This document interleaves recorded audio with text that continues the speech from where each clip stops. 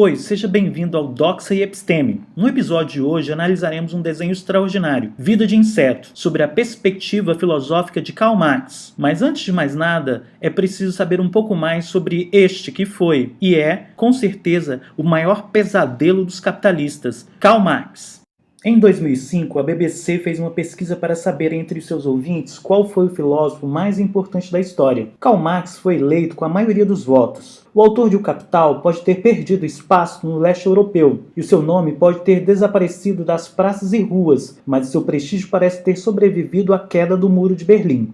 Marx recebeu 28% dos 30 mil votos dos ouvintes, muito na frente do segundo lugar, o escocês David Hume. É óbvio que essa pesquisa pode ser questionada, afinal foi feita no Reino Unido. Mas uma coisa é certa, Karl Marx é uma das figuras mais influentes da história. Foi um filósofo, sociólogo, jornalista e, é claro, um grande revolucionário socialista. Para a economia, Marx foi e ainda é uma grande influência. O seu entendimento sobre o trabalho e o capital é utilizado e adaptado em todo o mundo. Pensador importante do século XIX, Karl Marx afirma que a metafísica está morta. O autor, então, propõe um pensamento voltado à praxis, teoria mais ação, em negação a todo e qualquer idealismo. O objetivo da filosofia de Marx é desconstruir os idealismos. Mas afinal, o que é idealismo? Pois bem, para entendermos isso um pouco melhor, temos que voltar à nossa querida história da filosofia. Senta que lá vem história. Platão é a grande referência, aquele que construiu o grande sistema filosófico que vai influenciar toda a história posterior. Você vai amar ou odiá-lo, mas não é possível se tornar indiferente a ele. Platão é o maior de todos os idealistas. Ele defendeu a existência do chamado mundo das ideias, isto é, para Platão, a ideia antecede os objetos. Ou seja, antes que exista algo no mundo concreto, este mesmo algo precisou existir como ideia. Por exemplo, antes que Michelangelo produzisse materialmente uma obra de arte, ele teve que ter a ideia da mesma. Para Platão, primeiro existe a ideia de cavalo e somente depois o cavalo material. O ideal é anterior ao material. Mas dentro da academia platônica tinha alguém que pensava diferente, Aristóteles. Ele disse: eu sou amigo de Platão, mas sou mais amigo ainda da verdade. E a teoria do mundo das ideias é absurda. Não existe ideia sem objeto. Não existe o conhecimento sem a experiência. Todo conhecimento que temos é produto direto das nossas experiências sensíveis. Nenhuma ideia chega à minha cabeça sem que antes não tenha passado pelos meus sentidos. Isto é, você que nunca comeu ostra, jamais saberá qual é o sabor. Você não poderá dizer se é bom ou ruim. Somente depois de ter a experiência empírica, somente depois, quando temos uma relação direta entre você e o objeto, somente quando a sua língua entra em contato direto com a ostra, é que você poderá ter algum juízo de valor a respeito do seu sabor. Acho que você já percebeu que este foi o grande conflito filosófico da história. De um lado nós temos o idealismo, representado por Platão, do outro lado nós temos o materialismo, defendido por Aristóteles. Certo, mas voltando a falar de Marx, Marx toma partido de Aristóteles e se opõe radicalmente a todo e qualquer tipo de idealismo. Estabeleceu para si um grande desafio: destruir as falsas ideias que favorecem, em grande medida, as classes dominantes. Ok, para o titio Marx, a luta de classes é o motor da história. Isto é, a roda da história é movida por grandes conflitos de interesses. Sempre existe uma classe favorecida que vive no conforto e na ostentação, às custas da exploração da classe desfavorecida. O curioso é que a classe favorecida não passa de 3%, enquanto os 97% são os desfavorecidos. A pergunta evidente aqui é: por que os desfavorecidos não se levantam e lutam contra os favorecidos? A resposta primeira poderia ser: por medo de sofrer violência. Mas Marx percebeu que a violência não era suficiente para conter a revolta dos desfavorecidos. Era preciso uma outra coisa, muito mais sofisticada e eficiente, para manter os explorados sobre o jugo da opressão, de forma passiva e omissa, a chamada ideologia. A ideologia para Marx nega as contradições do mundo. O indivíduo nega a sua própria liberdade por uma ilusão que faz o oprimido acreditar que a sua vida miserável é culpa sua, a meritocracia. Sendo assim, a classe favorecida, que Marx chama de a burguesia, desenvolveu uma poderosa arma de controle, a ideologia. O papel principal da ideologia é falsear a realidade, fazendo com que os oprimidos acreditem que a injustiça e a desigualdade são fatos naturais e imutáveis, restando, portanto, se resignar e aceitar a vida como ela é. filho de peixe, peixinho é. Filho de operário, operário é. Portanto, a sociedade, como nos aparece aos olhos, não é a realidade. Ela é uma construção ideológica construída com muito cuidado pela classe dominante. A filosofia tem o dever de desmascarar os argumentos falaciosos e não somente mostrar a realidade concreta do mundo, mas também transformá-lo radicalmente. Os filósofos se limitaram a interpretar o mundo de várias formas, mas a tarefa real consiste em modificá-lo. Mas afinal, que realidade perversa é essa que Marx diz está sendo escondida pelas ideologias? O que a filosofia deve desmascarar? O conceito de alienação se torna importante neste momento. Preso à ideologia da classe dominante, o trabalhador não tem noção do seu pertencimento a si, conceito de alienação. Portanto, o trabalhador alienado é aquele que não é dono da sua própria mão de obra, não toma consciência da sua exploração. Ao vender o seu trabalho, o alienado não é mais dono do seu próprio corpo, uma vez está sujeito à regra do burguês, do patrão, da classe dominante. O trabalho alienado é triste pelo não pertencimento do corpo,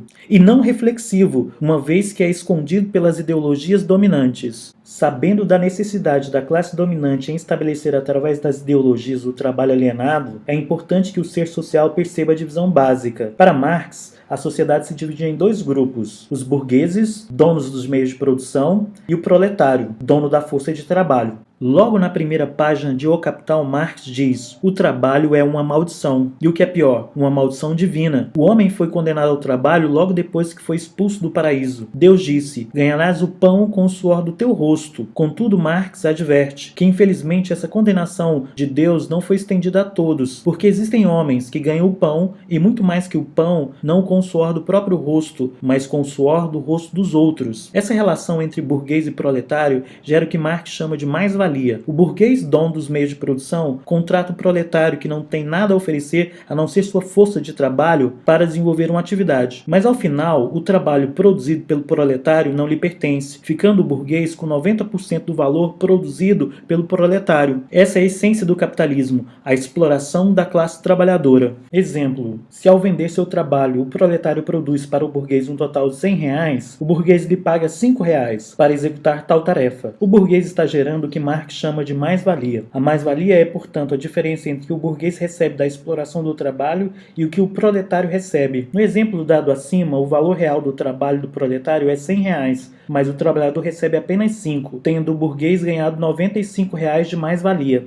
Através da exploração do trabalho, o burguês chega ao produto final, hora de pô-lo no mercado. Alguns autores dirão que este produto atende a uma demanda. Marx, contudo, dirá que essa demanda é criada através do fetichismo da mercadoria. O produto ganha um valor de necessidade, vivo, que nos domina e perseguimos constantemente. Pois afinal, o que nos faz acreditar que precisamos de determinada mercadoria que aparentemente nos é inútil? O que nos faz querer trocar nossos produtos duráveis com tanta frequência? Para fundamentar suas ideias, Marx possui uma visão do mundo que pressupõe o materialismo histórico e dialético. O materialismo marxista crê que a infraestrutura que compõe os meios de produção e as relações de trabalho, ou seja, a vida concreta dos homens, que explicaria a superestrutura: religião, lei, política, moral, filosofia, costume. Portanto, assim, manifesta-se o materialismo em Marx. Por consequência do que é material, a superestrutura da sociedade move-se. Exemplo: em uma sociedade em que os meios de produção eram de um modo bastante específicos de escravocratas, como a grega, gera-se muito tempo para o ócio aristocrata, fazendo surgir o início da filosofia grega. Obviamente, trata-se de uma análise vulgar. Neste caso, a infraestrutura, meios de produção, afeta diretamente a superestrutura, as relações sociais, morais e políticas. Não são as ideias que explicam a matéria, mas as matérias formam as ideias, tendo uma relação dialética entre ambas. E o que seria a dialética? E o que é o materialismo histórico? Para Marx, o motor da história é a luta de classes. Ao dizer isso, não se determina lutas sangrentas, mas o encontro dialético que gera o movimento, o motor dos acontecimentos ao longo do tempo. Então, a dialética está presente neste encontro dos diferentes, dos opostos e antagônicos, entre o trabalhador oprimido e os detentores dos meios de produção. A luta pela democracia, monarquia, direito de voto e outros seria fruto de um constante constante embate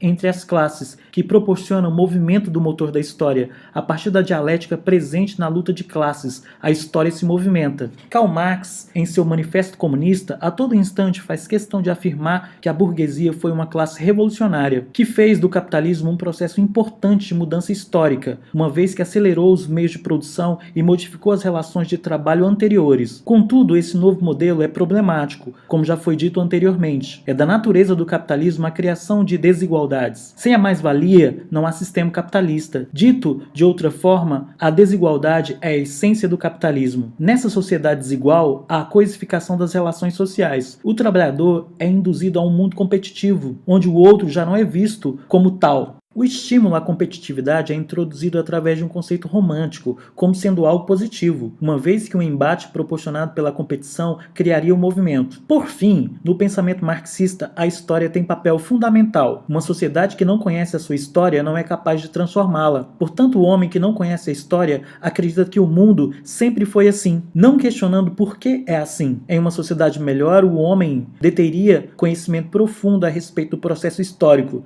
e, portanto, teria um pensamento crítico, sabendo como os meios de produção foram criados. A história para Marx é o meio de transformação social. O materialismo, da matéria surge a ideia. Infraestrutura, superestrutura. História, a história como meio de transformação, produz o embate. Dialética, lutas de classes, igual motor da história. Por enquanto, ficaremos com esses conceitos. Pois bem, vamos agora aos desenhos. Vida de Inseto é uma animação da Pixar, que esteve entre as 5 maiores bilheterias no ano de 1998. A animação faz parte da infância de muitas pessoas como forma de diversão e entretenimento. Porém, talvez poucas pessoas tenham assistido a esse filme sobre a ótica da filosofia e encontrado de forma metafórica temas como alienação, relação de poder, exploração, entre outras possíveis. Além, é claro, da ideia de revolução da classe oprimida idealizada por Marx. A animação se aproveita não apenas para entreter um grupo de crianças ou mesmo adultos, mas também para ilustrar de forma fácil a compreensão de conceitos marxistas. Vamos ao resumo do filme. Vida de Inseto conta a história de uma colônia de formigas que vivia às voltas com uma penosa tarefa. Todos os anos eles precisavam juntar alimento para si e para os gafanhotos, que exigiam deles uma elevada quantia de comida. Certo ano, Flick, uma das formigas aspirantes a inventor, derruba no rio, acidentalmente, toda a oferenda que seria dada aos gafanhotos. Em vista deste fato, toda a colônia precisa correr contra o tempo para substituir a oferenda perdida, pois, se tal tarefa de juntar alimento não for cumprida, os gafanhotos atacarão o formigueiro, matando toda a sociedade da colônia, inclusive a rainha. Após o acidente com a oferenda, Flick, cansado de ser oprimido, sai em busca de outros insetos dispostos a ajudar o formigueiro a combater os gafanhotos. Dominação. As formigas, lideradas pela rainha, têm que cumprir a missão de colher alimentos para os gafanhotos. Há aí uma relação de submissão, de dominação, entre as formigas, dominadas, e os gafanhotos, dominantes. A rainha deixa claro: separamos o alimento, eles chegam, comem e vão embora. As formigas mantêm uma espécie de tradição que acontece na mudança da estação. Ninguém viola a regra. Cada formiga segue com o dever de colher e levar o alimento até a pedra onde é depositada a oferenda. Questiona-se então a legitimidade da dominação dos gafanhotos, uma vez que, quando as formigas descobrem que juntas são bem mais numerosas que os gafanhotos e que, portanto, podem lutar contra eles, a dominação não se sustenta. Não se pode ignorar o tipo de dominação que a rainha exerce sobre as formigas, uma vez que estas assim o reconhecem. Além disso, é uma dominação tradicional, passada de mãe para filha. A rainha é limitada pela tradição, mas pode tomar decisões de acordo com seus princípios. Luta de classes. Toda a história até os nossos dias é a história da luta de classes. Em Vida de Inseto, 2 são as classes representadas: a classe oprimida, formigas, e a classe opressora, gafanhotos. De imediato, é possível perceber um conceito de Marx, a dialética. Com o surgimento da classe opressora, surge uma oposição, a classe oprimida, e essa relação é marcada por um excessivo processo exploratório de uma classe sobre a outra. Exploração e mais-valia. A comida cresce com o sol, as formigas colhem e os gafanhotos ficam com grande parte, fala da rainha. No momento em que a rainha da colônia diz essa frase, é possível fazer 2 apontamentos que se assemelham às ideias de Marx. O primeiro conceito é de exploração. Uma classe se põe contra a outra, marcando o antagonismo e o conflito de interesses. Enquanto as formigas almejam uma produção agrícola para sobreviverem ao rigoroso inverno, ou seja, com foco nas necessidades primárias, como alimentação, abrigo e reprodução, os gafanhotos buscam a satisfação de seus interesses, acumulação e ostentação de alimento. Ponto-chave dessa cena é o conceito de mais-valia. A diferença entre o conceito marxista e a ideia de mais-valia apresentada no filme é que, para Marx, o explorador consegue a mais-valia porque tem o monopólio dos meios de produção. Logo, se um trabalhador se recusa a produzir o excedente, será demitido e um outro entrará no seu lugar, graças ao exército de reserva. Já no desenho, não há o monopólio dos meios de produção, nem pacto com os operários, mas sim o excessivo poder dos opressores sobre os oprimidos, ou seja, dos gafanhotos sobre as formigas. Alienação. Uma cena que ilustra esse conceito de Marx é: durante uma colheita de alimento, num processo de divisão do trabalho e repetição do movimento, uma folha cai na trilha em que as formigas seguiam, separando-as e quebrando o fluxo. De imediato, a formiga que ficou para trás do fluxo entra em desespero e começa a gritar por socorro, pois se perdeu da trilha. Nota-se nessa cena dois tipos de alienação. Alienação no processo produtivo. A formiga operária só sabe fazer determinada função, e em uma situação simples como a queda da folha, não sabia o que fazer, dependendo das outras formigas para orientá-la no contorno da folha e encontro da trilha de produção. Alienação no processo de consumo. As formigas trabalham sem poder consumir os produtos que colhem, uma vez que estes são de exclusividade dos gafanhotos. O fim da alienação só se dá quando Flink alerta as formigas deste mal, instigando-as à revolução. 1. Todas as formigas da colônia participam da revolução, seja as mais novas até as mais velhas. O quesito para participar é ser formiga. 2. Flick se torna o primeiro a se rebelar contra os gafanhotos, o que se verifica quando ele tem a ideia de criar uma armadilha para acabar com os gafanhotos. 3. Essa tomada de consciência se intensifica na colônia quando todos participam na construção de um pássaro de galhos e folhas de árvore para espantar os gafanhotos e acabar com a exploração. Revolução. Todos os anos, essas formigas conseguem pegar comida para elas e para os gafanhotos.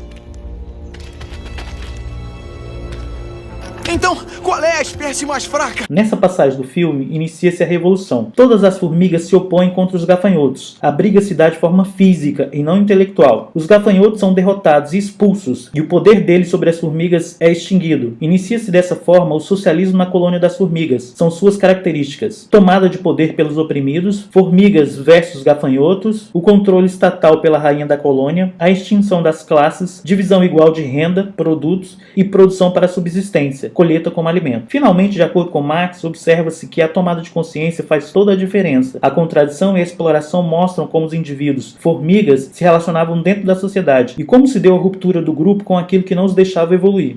Existe uma dezena de desenhos que falam sobre conceitos marxistas, como é o caso de Fuga das Galinhas, Formiguinha Z, entre outras. Caso você tenha o interesse de ver esses desenhos também analisados sobre a ótica marxista, deixe nos comentários. Caso você tenha gostado do vídeo, contribua, assine o canal, dê um like e compartilhe com os amigos. Isso ajuda muito. Forte abraço e vitória sempre!